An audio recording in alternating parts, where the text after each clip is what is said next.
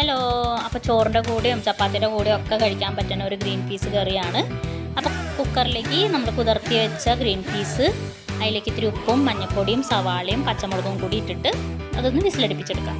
അപ്പുറത്തെ അടുപ്പിൽ നമ്മൾ ചീനച്ചട്ടി വെച്ചിട്ടുണ്ട്. 2 ടീസ്പൂൺ വെളിച്ചെണ്ണ ഒഴിച്ചു കൊടുത്തു. അതിലേക്ക് വെളുത്തുള്ളി, ചുവന്നുള്ളി, പച്ചമുളകും കുറച്ച് വേപ്പിലയും കൂടി ചതച്ചിട്ടിട്ട് അത് നന്നായി ഒന്ന് സോട്ട് ചെയ്തെടുക്കാം. നന്നായി അതൊന്ന് മൂപ്പിച്ചെടുക്കാം. അതിലേക്ക് ഒരു 3 ടീസ്പൂൺ മല്ലിപ്പൊടിയും 1 ടീസ്പൂൺ മുളക് പൊടിയും അതും കൂടി ഇട്ട് നന്നായി അതിൻ്റെ പച്ചമണം പോണ വരെ ഒന്ന് സോട്ട് ചെയ്തെടുക്കാം.